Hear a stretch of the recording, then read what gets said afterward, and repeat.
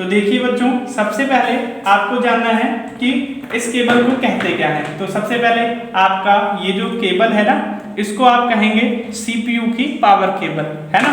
ये आपकी HDMI की केबल है, ये आपकी VGA केबल है, ये आपका मॉनिटर का पावर केबल है, ये आपका कीबोर्ड है और ये आपका माउस है।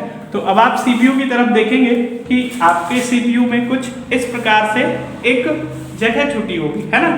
इनमें आपको करना क्या है कि पावर की केबल को लेना है, CPU की पावर केबल लेना है और आपको यहाँ पे CPU की पावर केबल को लगा देना है। फिर आपको क्या करना है कि इस प्लग को उठा के अपने बोर्ड पे लगा देना है जहां आप इसे चलाना चाह रहे हो। लेकिन आपको करना क्या है कि देखना है सबसे पहले आपकी स्विच जो है वो ऑफ होनी चाहिए, है ना। ये लगा दिया।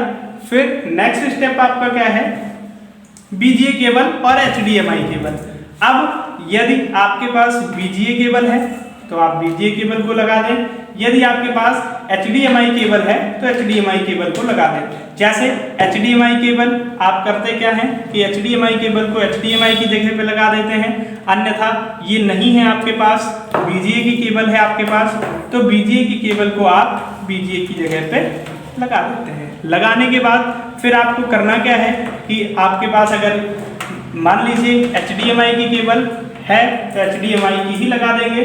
इससे होता क्या है, HDMI का कार्य क्या होता है कि ये आपके CPU से सूचना को लेके आपके मॉनिटर तक पहुंचाता है। फिर आपको करना क्या है, आपके मॉनिटर में नीचे की साइड पे दिख रहा होगा कि आपको VGA की केबल और HDMI की केबल को कहाँ पे लगाना है। अगर आप VGA की केबल लगाएंगे तो यहाँ पे लगाएंगे, अगर आपको HDMI की केबल लगाना है तो यहाँ पे लगाएंगे।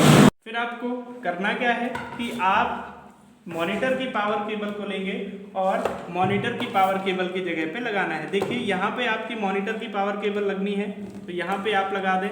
मॉनिटर की पावर केबल लगाने का कार्य किस लिए होता है, जब तक आप मॉनिटर की पावर केबल को मॉनिटर में लगाएंगे नहीं तब तक आपके मॉनिटर पे करंट आएगा नहीं, तब तक आपका मॉनिटर ऑन नहीं होगा। फिर आपको करना क्या है, इस प्लग को आप बोर्ड पे लगा देंगे और फिर उसके बाद आपको करना क्या है कि कीबोर्ड की केबल को लेना है और कीबोर्ड की केबल को लेके यहाँ पे आप लगा देते हैं। देखिए कोई ज़रूरी नहीं है कि आप यहाँ पे कीबोर्ड की ही केबल को लगाएं या माउस की केबल को लगाएं। आप यहाँ पे वाईफाई का डोंगल लगा सकते हैं, USB लगा सकते हैं। यहाँ पे आप 2 3 4 जो USB पॉइंट दिया हुआ है इनमें से किसी भी पॉइंट में आप कीबोर्ड या माउस को लगा सकते हैं। फिर उसके बाद आपको करना क्या है कि CPU को सीधा कर लेना है। फिर नेक्स्ट स्टेप आपका होगा कि आप बोर्ड से सबसे पहले CPU की पावर बटन को ऑन करेंगे, फिर मॉनिटर की पावर बटन को ऑन करेंगे। फिर उसके पश्चात आपके CPU में 2 बटन पाई गई है, एक बड़ी एक छोटी। बड़ी बटन को आप पावर बटन कहते हैं, छोटी बटन को आप रीस्टार्ट बटन कहते हैं। फिर आप करेंगे क्या कि CPU की पावर बटन को ऑन कर देंगे और अब आप देखेंगे कि आपका कंप्यूटर ऑन हो रहा है। थोड़ा सा वेट करेंगे आप, देखिए आपका कंप्यूटर ऑन हो रहा है और अब कुछ इस प्रकार से आपका कंप्यूटर ऑन हो जाता है। फिर आपको करना क्या है कि सबसे पहले आपको रिफ्रेश करना है, 2 3 4 बार आप रिफ्रेश करेंगे और अब आप कोई भी वर्क कर सकते हैं।